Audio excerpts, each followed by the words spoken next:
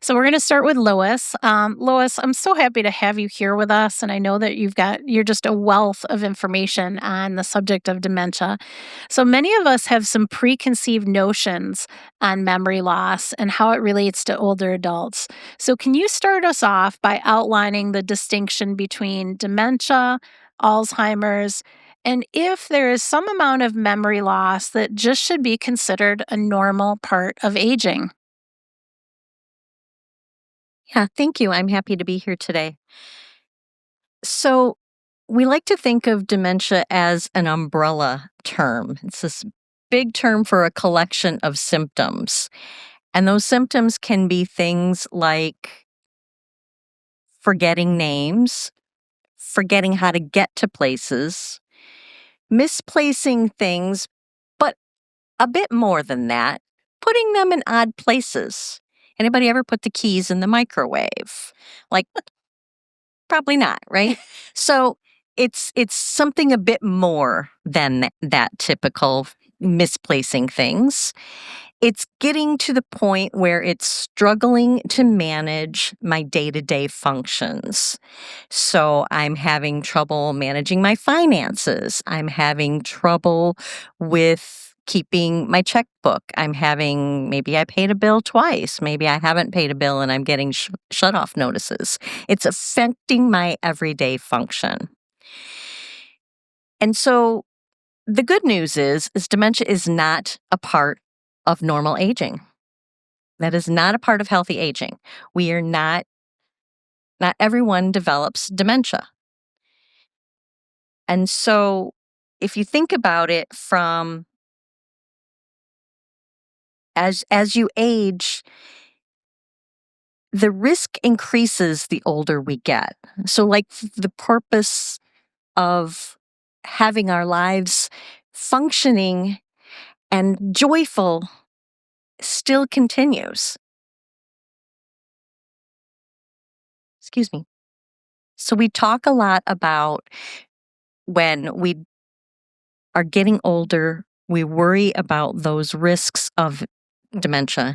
And I will tell you that after the age of 85, that risk does increase. So over the age of 65, the risk is roughly 5 to 8%. And after the age of 85, it goes up to 13%. So honestly, 8% and 13% sounds a little bit better than what I would have had in my mind. So, Yeah. So that's the risk of developing, the mhm, percentage risk. okay.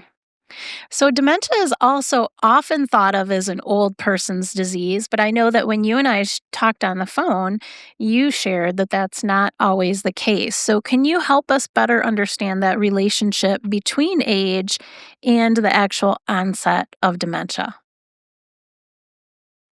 Yeah. So people tend to think that, dementia just happens over the age of 65. And that is true. Dementia does happen over the age of 65. But there are many types that it also happens earlier. Frontal temporal dementia, for instance, is one type of dementia. And there are many different types of dementia, actually over 120 different types. Hmm. Yeah, that's a staggering number, isn't it? Yeah. Alzheimer's is the most prevalent, and Alzheimer's can happen at the age of 40 as well. There are some cases, there's even been a 25-year-old reported in China that has early dementia, but he suffered a brain injury, so that precipitated the early signs of dementia. But typically, we think of younger onset of dementia being under the age of 63. And the risk, as we said, goes up over the age. Yeah. But there are many different types of dementia that can develop early on: Alzheimer's, frontal temporal dementia, posterior cortical atrophy can, and even some Lewy body. Mhm. So, Lois, can you share the latest research and habits about lifestyle choices that have been shown to reduce the risk of developing or slowing cognitive development, cognitive impairment? Sorry. Yeah, so there's a variety of things that can be done to alter lifestyle to change the potential developing of dementia. And you have an extra handout there that I provided you, which has the pillars of brain health. And those pillars are nutrition. It's making sure that you're adding more green leafy vegetables to your diet. If your doctor says that that's okay, there are some considerations with that, but it's also adding in beans, it's adding in legumes, it's adding in less, taking in of less red meat, taking in of less dairy, like cheese. It is also lessening sweets, but it's building in more plant based. So it's kind of following a mind diet. And a mind diet is a combination of a Mediterranean diet and the DASH diet, which is good for cardiovascular health. So we like to think of anything that is good for the heart is also good for the brain. We also focus on exercise, and doctors have been telling us for years that we need to exercise more. But it doesn't necessarily have to mean this great big strenuous exercise program. It can be something as simple as walking 10 minutes a day, 2 to 3 times a day. It doesn't even have to be 30 minutes all at once.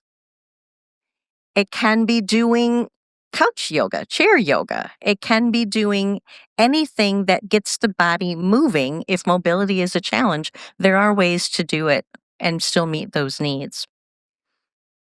We'd like to think that, you know, exercise movement is kind of what we compare to the risk of if you smoked a pack of cigarettes a day, right? That risk of cardiovascular health. So that lack of movement also creates an equal risk. It's reducing stress.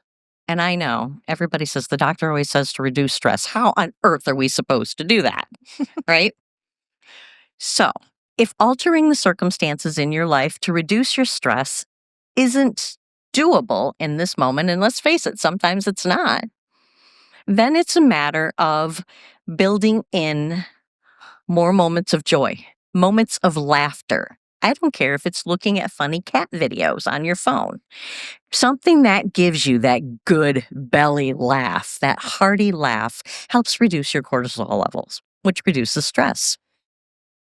It's deep breathing. It's that. So let's everybody do that. Let's take a deep breath in through your nose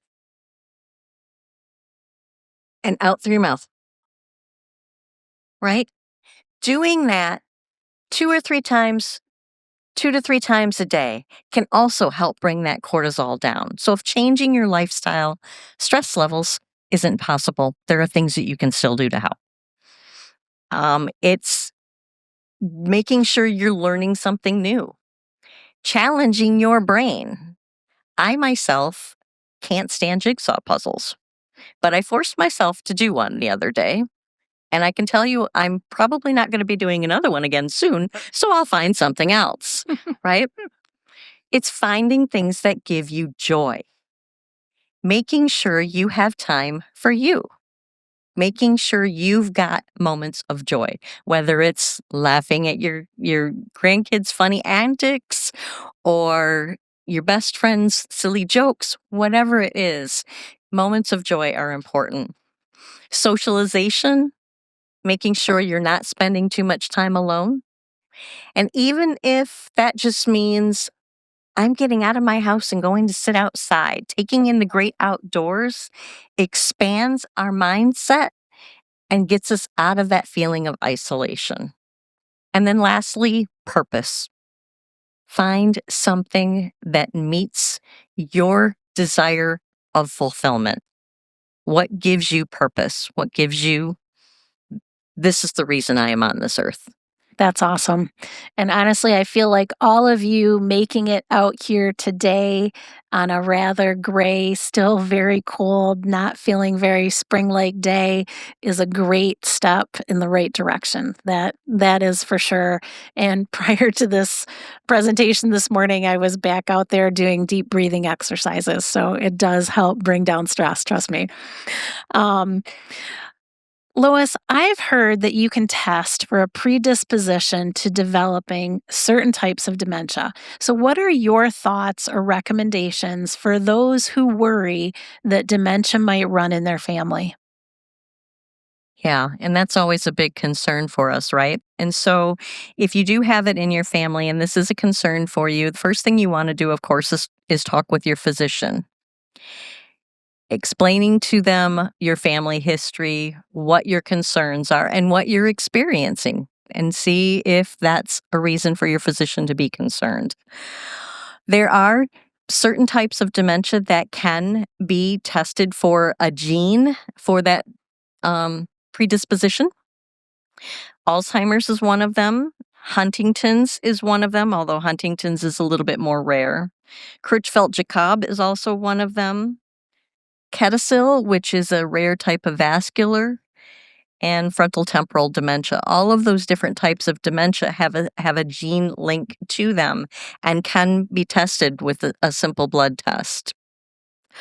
Simple doesn't necessarily mean cost effective, but I can tell you, like, the Alzheimer's test is usually like around $125. That would depend on what your insurance is as to whether or not it'll cover that. But there are many types that can be tested Mhm. for, and you're within your right to request those if you're concerned. Mm. Do most families that you've worked with opt to have those tests done?